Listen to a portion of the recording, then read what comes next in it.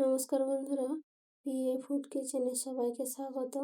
আজকে বানাবো বেথুয়া শাকের ভাজা। এই শাক ভাজাটা দিয়েই এক থালা ভাত খাওয়া হয়ে যাবে। এই শাকটা এতই খেতে টেস্টি হয়। তো পুরো রেসিপিটা একটা লাইক দিয়ে শুরু করবেন। এখানে আমি শাকগুলোকে প্রথমেই বেছে নিচ্ছি। তো শাকগুলোকে একটু বড় বড় করে রাখবো। এখানে আমি শাকগুলো একেবারে কুচিয়ে ফেলবো না, অন্য শাকের মতো এইভাবে গোটা গোটা রাখবো।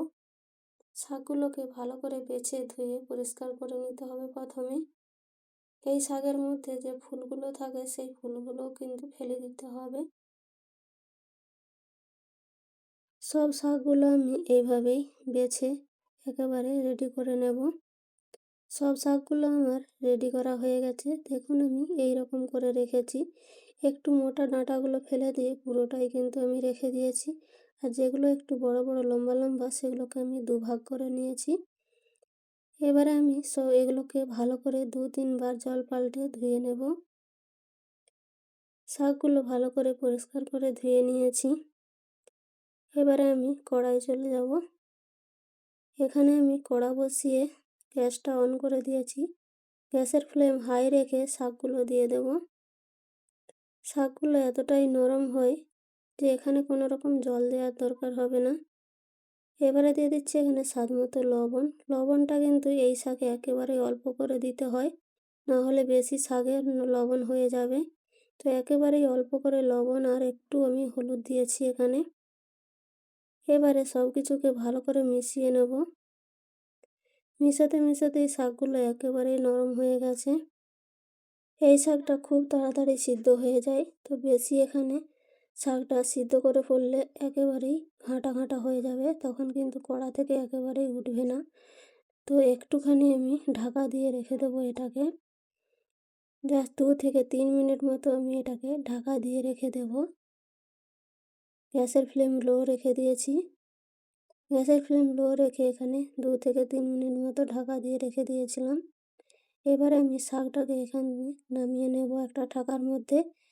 যে এক্সট্রা জলটা থাকবে সেই জলটা যেন বেরিয়ে যায়।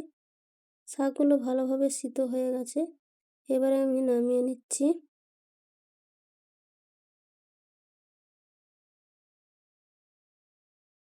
আবারও আমি কড়া বসিয়ে এখানে দিয়ে দিচ্ছি সরষের তেল। তেলটা হালকা করে গরম করে দিয়ে দিচ্ছি। এখানে আমি কিছুটা পরিমাণ রসুন কুচি নিয়েছি, আর নিয়েছি 3টে কাঁচা লঙ্কা, আর নিয়েছি 3টে শুকনো লঙ্কা। সব কিছুকে আমি একসাথেই দিয়ে দিব। এবার এগুলোকে ভালো করে এখানে ভেজে নিতে হবে। আমি এখানে পেঁয়াজ দেব না, তাই রসুনের পরিমাণটা একটু এখানে বেশি পরিমাণেই দিতে হবে। এবারে সব কিছুকে ভালো করে ভেজে নেব। রসুন কাঁচা লঙ্কা ভালো করে ভাজা হলে এবারে দিয়ে দিচ্ছি এখানে শাকগুলো। শাকগুলো দিয়ে এবারে নাড়াচাড়া করতে থাকবো যতক্ষণ না জলটা শুকিয়ে যায়। শাকের মধ্যে যে জলটা থাকে সেই জলটা এখানে শুকিয়ে নিতে হবে ভালো করে। গ্যাসের ফ্লেম হাই রেখে আমি এখানে নাড়াচাড়া করে নেব, যাতে তাড়াতাড়ি শাকটা ভাজা হয়ে যায়।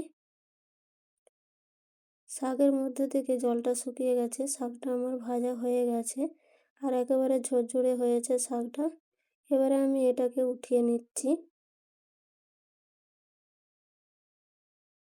আজকে শাকের রেসিপি কেমন লেগেছে আপনাদের অবশ্যই কমেন্ট করে জানাবেন। আর একটা লাইক দিতে ভুলবেন না। নতুন বন্ধু হয়ে থাকলে চ্যানেলটাকে সাবস্ক্রাইব করে আমার পাশে থাকবেন। শেষ পর্যন্ত দেখার জন্য অসংখ্য অসংখ্য ধন্যবাদ।